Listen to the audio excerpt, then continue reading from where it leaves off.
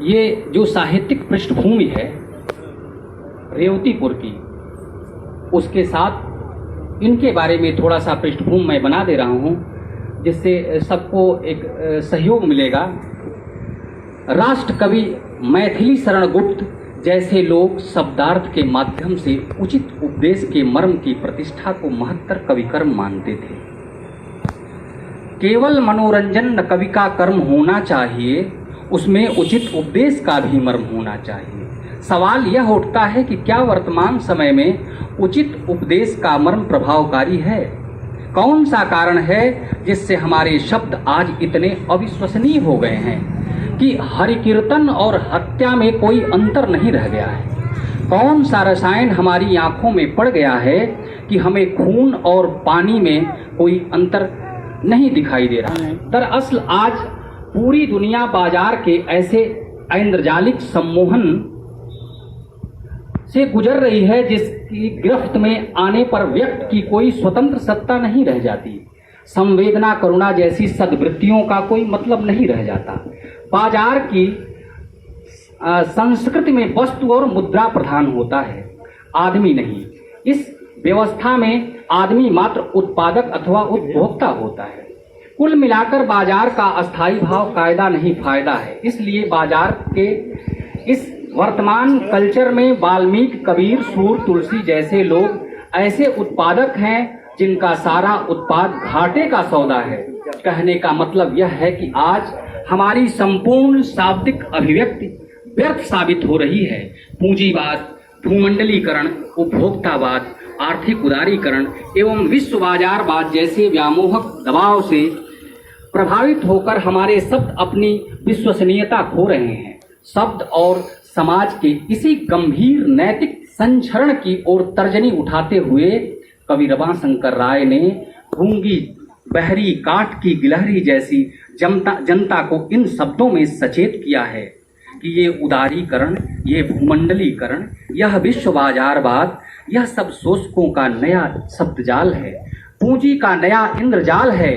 इसके सम्मोहन से बचो, आओ शब्दों की एक सही दुनिया रचो जिसमें बच्चों की मुस्कान कायम रहे, आदमी का ईमान कायम रहे, आदमी का ईमान कायम रहे। ऐसे विभंजनकारी समय में इन सुभद श्रेयस काव्य पंक्तियों के द्वारा बच्चों की मुस्कान और आदमी का ईमान कायम रखने वाले कवि रमाशंकर राय का जन्म गाजीपुर जनपद के रेवतीपुर गांव में 19 नवंबर सन 1942 ईस्वी को हुआ। बीएचयू वाराणसी से हिंदी से एमए करने के उपरांत जनता उच्चतर माध्यमिक विद्यालय डबरा, ग्वालियर, मध्य प्रदेश में हिंदी प्रवक्ता के पद पर अध्यापन कार्य करते हुए वहीं से प्राचार्य पद से सेवानिवृत्त हुए। संप्रति अपनी साहित्यिक सुरभ से पूरे अंचल को सुभाषित किए हैं। यदि रेवतीपुर को साहित्यकारों की बृहत वनस्थली कहा जाए तो कवि रमाशंकर राय उसके मनोरम वनफूल हैं। यह वनफूल नाम यह मुक्त जी के द्वारा दिया गया उपनाम है। वनफूल जी प्रभूत मात्रा में साहित्य सृजन नहीं किए हैं, लेकिन जितना लिखा है वह सारगर्भित है। इनका अब तक समकालीन कविताओं का एक संग्रह कविता की ओर कुछ कदम प्रकाशित है, जिसमें कुल 71 कविताएं संग्रहित हैं। आचार्य हजारी प्रसाद द्विवेदी का साहित्य के प्रति जो सुष्ट वचन है वो है, जो वाग जाल मनुष्य को दुर्गतिहीनता और प्रमुखोपेक्षिता से न बचा सके, जो उनकी आत्मा को तेजोदीप्त न कर सके, जो उसके हृदय को परतुक कातर और संवेदनशील न बना सके, उसे साहित्य कहने में मुझे संकोच होता है। ये संक्षिप्त उनका एक पृष्ठभूमि तैयार किया गया था। अब मैं कवियों की एक बहुत बुरी आदत होती है कि वो दूसरों की कविता नहीं सुनते हैं, केवल अपनी सुनाने थे। एक सबसे बड़ी विशेषता इनकी थी कि अपनी नहीं सुनाते थे, दूसरों की सुनते थे। ये बहुत बड़ी विशेषता है। अभी लगभग 1 महीना हुआ होगा, हम लोग आए थे देखने, बैठे थे तो कहे बिना कविता सुनौले जी वजह, क्योंकि इस समय कविता सुनाना उचित नहीं है। उन्होंने कहा कि नहीं, सच्चिदानंद राय नेताजी यहाँ हैं, उनको हम बुला रहे हैं, कविता, वो कविता प्रेमी हैं, उनको बुला रहे हैं और कविता सुनाना पड़ेगा। फोन करके, जबकि नेताजी कहीं से आए थे, थके थे, तो हम लोगों ने सुना, जो इधर की बात तो सुन ही रहे थे, जो बुक कर रहे थे, अरे एजा कवि आइल बोल जा, तू कविता ना सुन, तू तो कविता सुने ला। जबरदस्ती बुलाए और 5 कविताएं, 5 हम कविता और 5 कामेश्वर द्विवेदी। चूंकि हमारे बीच कामेश्वर द्विवेदी हैं और प्रबंधकार हैं यहाँ के, जनपद के बहुत बड़े, उनसे अत्यधिक जुड़ाव था। मैं उनसे आग्रह कर रहा हूँ कि उन पर यदि कोई भावना प्रधान कोई कविता हो तो उसको सुनाइए। आदरणीय कामेश्वर द्विवेदी जी।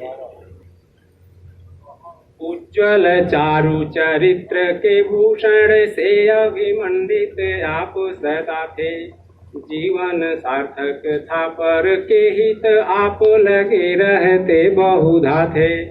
स्नेह दया शुचिता ममता मृदुता गुण आपकी सुसंपदा थे, जो भी मिले वशीभूत हुए बिन रह न सके निज दर्द भुलाते। जो भी मिले वशीभूत हुए बिन रह न सके निज दर्द भुलाते। पावन था व्यक्तित्व आनंदित साहित्य के थे अनन्य पुजारी। पावन था व्यक्तित्व आनंदित साहित्य के थे अनन्य पुजारी। वाणी में अमृत प्रेम सदा उर सानिध्य आपका था सुखकारी। अंचल सुरभित था गुण गंध से यो जो वसंत में हो फूलवारी। ज्ञान की ऐसी जलाए थे ज्योति पुनीति की नष्ट हुई अंधियारी। ज्ञान की ऐसी जलाए थे ज्योति पुनीत की नष्ट हुई अंधियारी। थी समता सुख में दुख में सुई जीवन आपका सौम्य रहा है। सानिध्य आपका सर्व के हेतु सदैव बड़ा ही सुरम्य रहा है। आपके जैसे सुसंस्कृतों से यह ग्राम अनन्य प्रणम्य आहा है। निर्मल पावन उज्ज्वल कीर्ति से सारा ये अंचल धन्य महा है। निर्मल पावन उज्ज्वल कीर्ति से सारा ये अंचल धन्य महा है। जैसा मैंने सुना था उसके आधार पर ही मैंने ये लिखा है। मानवता के सुपोषक थे नर थे पर देव के तुल्य भले थे। पुष्प की वाटिका में अति मंजुल जैसे सुवासित पुष्प खिले थे। साहित्य के अनुरागियों का सौभाग्य यही बहु पुण्य फले थे। भेद का भाव न था मन में अति नम्रता से झुकते पहले थे। भेद का भाव न था मन में अति नम्रता से पहले झुकते थे। आज नहीं है वे बीच हमारे, आज नहीं है वे बीच हमारे, हमें दुख दे सुर लोक सिधारे। धीरज संभल दे उनको प्रभु जिनके रहे वह आँखों के तारे। नश्वर देह रहे न रहे पर कीर्ति रहेगी। नश्वर देह रहे न रहे पर कीर्ति रहेगी। रहेगी जो दीप्त सितारे।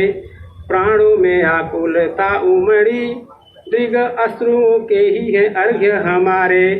प्राणों में आकुलता उमड़ी दृग अश्रुओं के ही है अर्घ्य हमारे।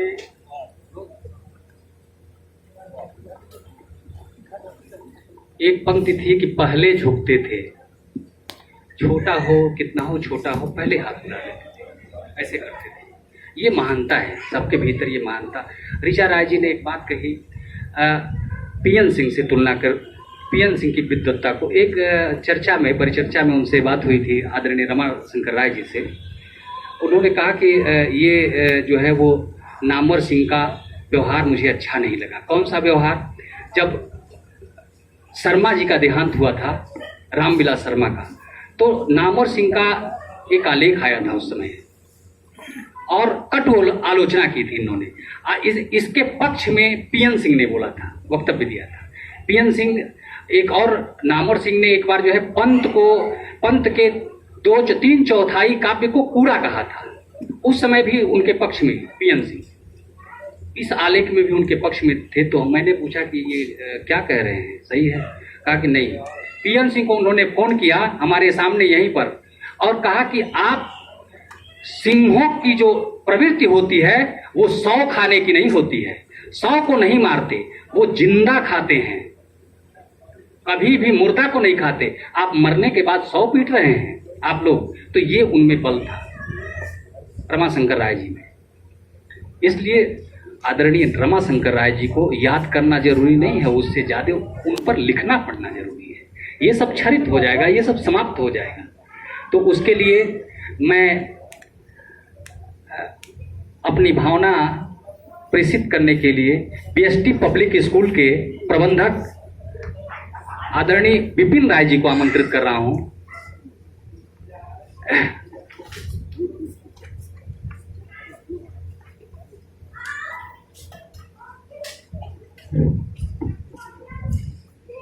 आदरणीय अध्यक्ष जी, सभी सम्मानित जन, क्योंकि मुझे नहीं बोलना था, बस एक बात,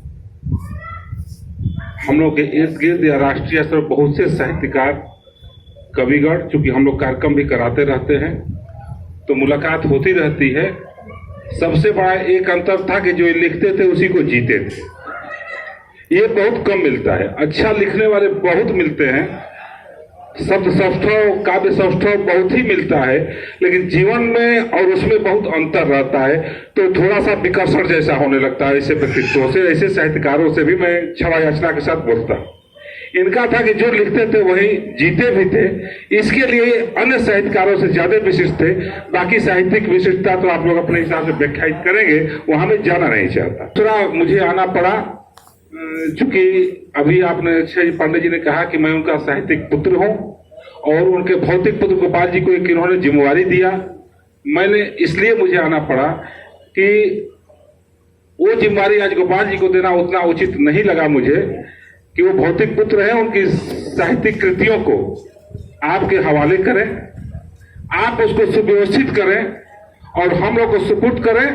उसका पूरा छपवाने की जिम्मेवारी अगले साल तक हम लोग की हो, हम लोग लेते हैं। इसके लिए बस मुझे आना पड़ा आप लोग के सहयोग से। मैं उसके संयोजक की जिम्मेवारी लेने के लिए तैयार हूं। वो केवल आप तक सुपुर्द करें, उसको छपवाने की जिम्मेवारी हम लोग की है, समाज की तरफ से मैं लेता हूं आप लोग के सहयोग से। और अगली पुण्यतिथि पर, जो कि फिर संक्षिप्त रूप से ऐसे ही रखी जाए या जब कभी हो, उससे पहले उनके जितने और आप लोगों के संस्मरण भी उसी में जोड़ करके एक ग्रंथ आ जाए, इसी के लिए मैं इस मंच पर आया हूं। वो जिम्मेवारी थोड़ा सा मुझे गलत लगी, इसलिए मुझे आना पड़ा। धन्यवाद। जय हिंद, जय भारत। निश्चित रूप से भैया मैं वादा करता हूं, यदि उनकी कृतियां उपलब्ध हो जाएं पूरी, तो अगली पुण्यतिथि पर किताब निश्चित रूप से आएगी और बेहतर किताब आएगी। और मैं पुनः आग्रह कर रहा हूं विद्वत जनों से कि उनके बारे में जो संस्मरण हो, 1-2 पन्ने, बहुत अगर ज्यादा नहीं लिख सकते तो 1 ही पन्ने का हो, लेकिन वो सभी लोग दें। मैं नेताजी से चूंकि बात नीचे किया हूं, मैं पुनः कह रहा हूं कि आपको भी एक देना है, क्योंकि आप उनके बहुत नजदीक थे। एक संस्मरण आपसे लिया जाएगा। प्रोफेसर महेंद्र नाथ राय, जो हिंदी के प्रोफेसर थे बीएचयू में, वो एक बात कहते थे कि यदि भैया के पास बैठकर केवल नोट्स बना लिया जाए, जो बातें वो कहते हैं, तो हम यदि बैठते थे केवल, तो उस दिन का क्लास हमारा बहुत अच्छा हो जाता था। एक प्रोफेसर, बीएचयू का प्रोफेसर कह रहा है कि अगर केवल बैठते थे तो नोट करते थे। दूसरी बात वो कहते थे कि एक बार भैया ऐसे जा रहे थे, त्रिलोचन शास्त्री बनारस आए थे। मैंने कहा चलिए त्रिलोचन शास्त्री से मिल लिया जाए। जब ये लोग मिलने गए तो त्रिलोचन शास्त्री ने उनसे कहा कि ऐसे तनकर मत चलो। रमाशंकर राय जी से त्रिलोचन शास्त्री ने कहा कि ऐसे तनकर मत चलो, दुनिया ने निराला को तोड़ दिया। उन्होंने कहा कि ऐसा है सर कि ये हमारी चाल ऐसी है, हमारे शरीर की बनावट ऐसी है। मैं ऐसे तन कर नहीं चल रहा हूं, ना हमारी प्रवृत्ति में है तन कर चलना। मैं तो झुक कर चलना चाहता हूं, लेकिन शरीर ऐसा झुकने नहीं देता है। तो ये उनकी सहजता और विनम्रता थी। मैं श्री हंसलाल राय जी को सादर आमंत्रित कर रहा हूं, और चूंकि आ नहीं पाए अपनी स्वच्छता के कारण प्रोफेसर महेंद्र नाथ राय, तो उन्होंने एक वो श्रद्धांजलि लेख छोटा सा भेजा है, उसका वाचन करेंगे और अपनी बात रखेंगे। श्री हंसलाल राय जी। आदरणीय अध्यक्ष जी, सच्चिदानंद राय नेताजी, सच्चिदानंद राय चाचा जी और प्रमुख जी मुकेश डॉक्टर महेंद्र नाथ राय जी ने आदरणीय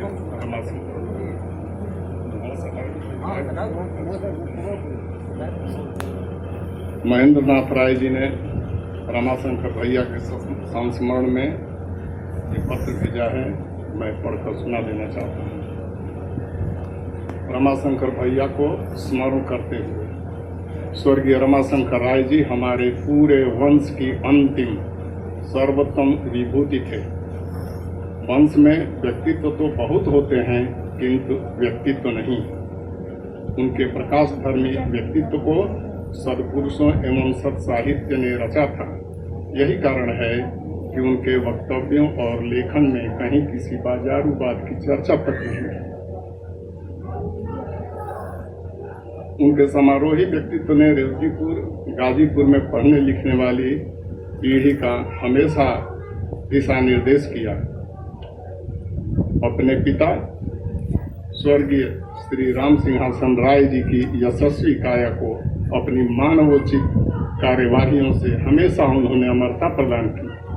वे आज भले अपनी देश से न हों, हमारे मन, चिंत और स्मृतियों में एक सुगंध की तरह रचे बसे हैं। हम सब उनके सामने प्रणत हैं। डॉक्टर महेंद्र नाथ राय। चूंकि मैं वहां बैठता था रमाशंकर भैया के यहाँ, तो वो भी बार बार कहते थे, अरे यार कुछ लिखा पढ़ा कुछ करो, कुछ लिखा पढ़ा करो। मैं कहता था कि अब चलती फिरती लाइब्रेरी है ही है, तो हमको लिखने पढ़ने की क्या जरूरत। हम तो आपके यहाँ 10 मिनट बैठेंगे, हमारा काम निकल जाएगा। लेकिन कुल मिलाकर के पढ़ने पढ़ाने की प्रवृत्ति उनकी रही है, और जिनको वो जानते थे कि पढ़ते हैं, लिखते हैं और समझते हैं, उन लोगों को कहीं से न कहीं से बुलवा लेते थे। न भी आए तभी बहाना ढूंढ लेते थे, बड़ा बढ़िया है, आज कबीर जयंती है, कल सूरदास जयंती है, परसों विवेकानंद जयंती है। यानी किसी न किसी बहाने पढ़ने लिखने वालों को वो अपने पास इकट्ठा कर ही लेते थे। जिनको कुछ नहीं लिखना पढ़ना बोलना आता था, उनसे भी 2 शब्द बुलवा ही लेते थे। सबसे बड़ी बात तो ये है, बहुत लोगों को मैंने देखा, विद्वान बहुत लोग हैं, अपनी विद्वता में खुद परेशान हैं, लेकिन रमाशंकर भैया ऐसे आदमी थे जो बट वृक्ष होते हुए भी अपनी जड़ों में घास पैदा करना चाहते थे। और मैं ऐसा लगभग नहीं देखा हूं व्यक्ति जो बट वृक्ष होता है घास नहीं पैदा होना देना चाहता, लेकिन उनका स्वभाव था कि बिना घास के जीवित नहीं रह सकते थे। उन्होंने कभी भी किसी को भी न तो अपशब्द कहा, और अपशब्द कोई अगर कहा तो उन्होंने रोक।